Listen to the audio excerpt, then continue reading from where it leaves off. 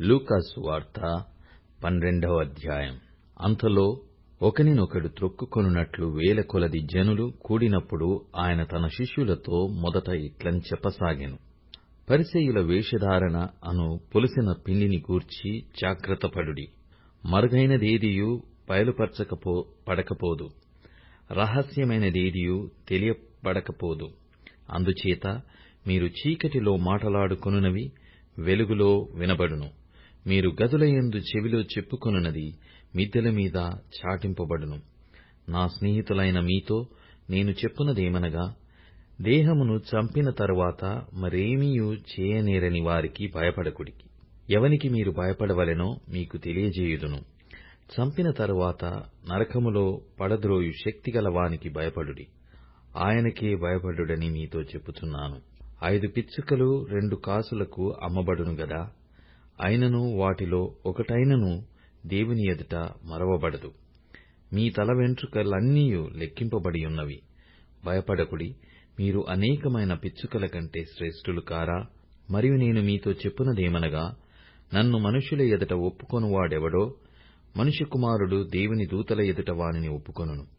మనుష్యుల ఎదుట నన్ను ఎరగనను వానిని నేనును ఎరగనని దేవుని దూతల ఎదుట చెప్పుదును. మనుష్య కుమారుని మీద వ్యతిరేకముగా ఒక మాట పలుకువానికి పాపక్షమాపణ కలుగును గాని, పరిశుద్ధాత్మను దూషించువానికి క్షమాపణ లేదు. వారు సమాజ మందిరముల పెద్దల యొద్దకును అధిపతుల యొద్దకును అధికారుల యొద్దకును మిమ్ము తీసుకుని పోవునప్పుడు మీరు ఎలాగు ఉత్తరమిచ్చెదమో, ఏమి మాట్లాడుదుమా అని చింతింపకుడి. మీరేమి చెప్పవలసినదియు పరిశుద్ధాత్మ ఆ గడియలోనే మీకు నేర్పుననెను. ఆ జనసమూహములలో ఒకడు, బోధకుడా, పిత్రార్జితములో నాకు పాలు పంచి పెట్టవలెనని నా సహోదరునితో చెప్పుమని ఆయననడగగా, ఆయన పోయి మీ మీద తీర్పరినిగా నైనను పంచిపెట్టువానిగా నైనను నన్నెవడు నియమించెనని అతనితో చెప్పెను. మరియు ఆయన వారితో, మీరు ఏ విధమైన లోభమునకు ఎడమీయక జాగ్రత్తపడుడి. ఒకని కలిమి విస్తరించుట వాని జీవమునకు మూలము కాదనెను. మరియు ఆయన వారితో ఈ ఉపమానము చెప్పెను. ఒక ధనవంతుని భూమి సమృద్ధిగా పండెను.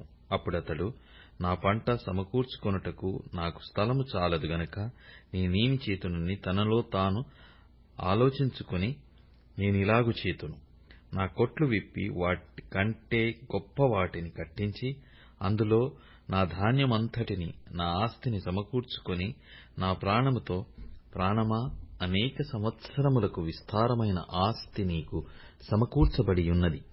సుఖించుము, తినుము, త్రాగుము, సంతోషించుమని చెప్పుకొందునను అనుకొనెను. అయితే దేవుడు, వెరివాడా, ఈ రాత్రి నీ ప్రాణము నడుగుచున్నాను.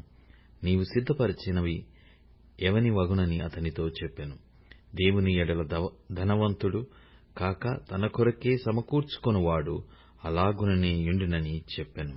అంతటా ఆయన తన శిష్యులతో ఇట్లనెను, ఈ హేతువు చేత మీరు ఏమి తిందుమో అని మీ ప్రాణమును గూర్చి అయినను, ఏమి ధరించుకొందుమో అని మీ దేహమును గూర్చి అయినను చింతింపకుడి. ఆహారము కంటే ప్రాణమును, వస్త్రము కంటే దేహమును గొప్పవి కావా? కాకుల సంగతి విచారించి చూడుడి. అవి విత్తవు, కోయవు, వాటికి గరిసె లేదు, కొట్టు లేదు, అయినను దేవుడు వాటిని పోషించుచున్నాడు. మీరు పక్షుల కంటే ఎంతో శ్రేష్ఠులు. మరియు మీలో ఎవడు చింతించుట వలన తన ఎత్తును మూరెడెక్కువ చేసుకొనగలడు? కాబట్టి అన్నింటికంటే తక్కువైనవి మీ చేత కాకపోతే తక్కిన వాటిని గూర్చి మీరు చింతింపనేలా? పువ్వులేలాగు ఎదుగుచున్నవో ఆలోచించుడి. అవి కష్టపడవు, వడకవు, అయినను తన సమస్త వైభవముతో కూడిన సొలొమోను సైతము వీటిలో ఒకదాని వలెనైనా అలంకరింపబడలేదని మీతో చెప్పుచున్నాను. నేడు పొలములో ఉండి రేపు పోయిలో వేయబడు అడవి గడ్డిని దేవుడిలాగు అలంకరించిన ఎడల, అల్ప విశ్వాసులారా, మీకు మరి ఎంత నిశ్చయముగా వస్త్రములనిచ్చును? ఏమి తిందుమో, ఏమి త్రాగుదుమో అని విచారింపకుడి. అనుమానము కలిగి ఉండకుడి. ఈ లోకపు జనులు వీటినన్నిటినీ వెతుకుదురు. ఇవి మీకు కావలసియున్నవని మీ తండ్రికి తెలియను. మీరైతే ఆయన రాజ్యమును వెదుకుడి, దానితో కూడా ఇవి మీకు అనుగ్రహింపబడును. చిన్న మందా భయపడకుడి. మీకు రాజ్యము అనుగ్రహించుటకు మీ తండ్రికి ఇష్టమయ్యున్నది. మీకు కావలసిన వాటిని అమ్మి ధర్మము చేయుడి. పాతగిలని సంచులను పరలోకమందు అక్షయమైన ధనమును సంపాదించుకొనుడి. అక్కడికి దొంగరాడు, చిమెట కొట్టదు. మీ ధనమెక్కడ ఉండునో అక్కడనే మీ హృదయము ఉండును.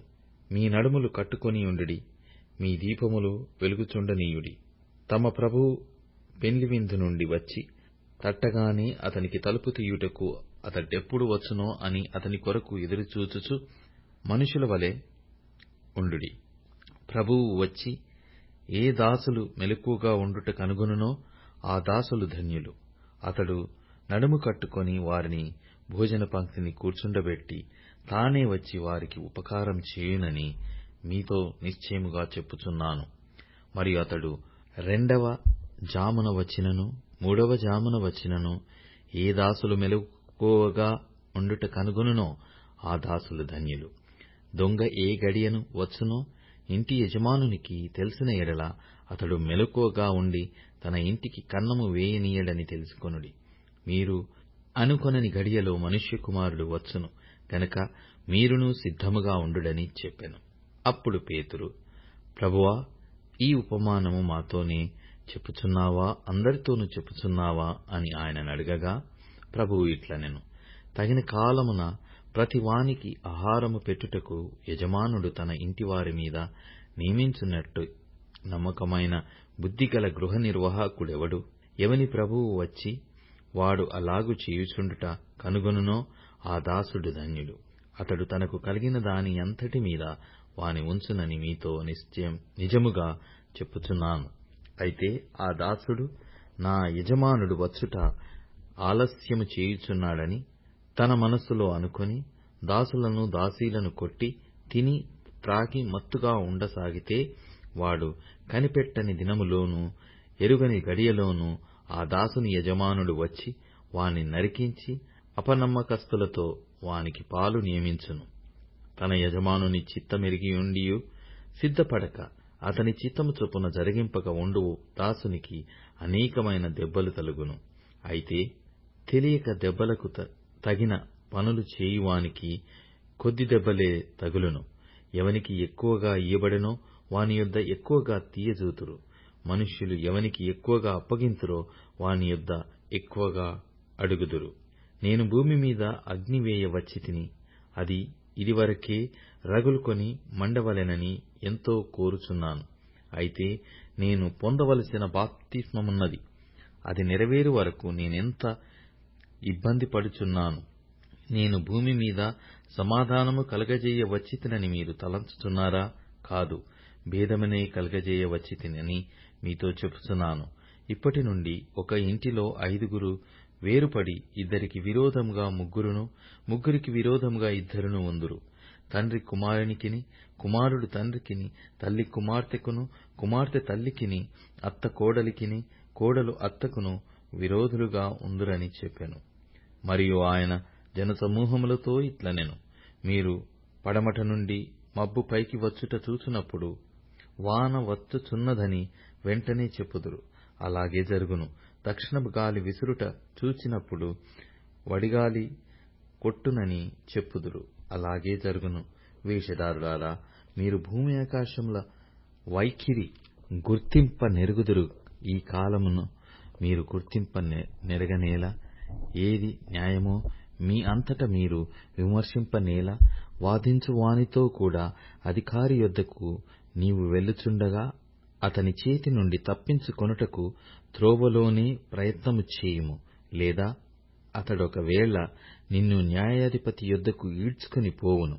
న్యాయాధిపతి నిన్ను బంట్రౌతులకు అప్పగించును. బంట్రౌతు నిన్ను చెరసాలలో వేయును. నీవు కడపటి కాసు చెల్లించు వరకు వెలుపలికి రానే రావని నీతో చెప్పుచున్నానెను.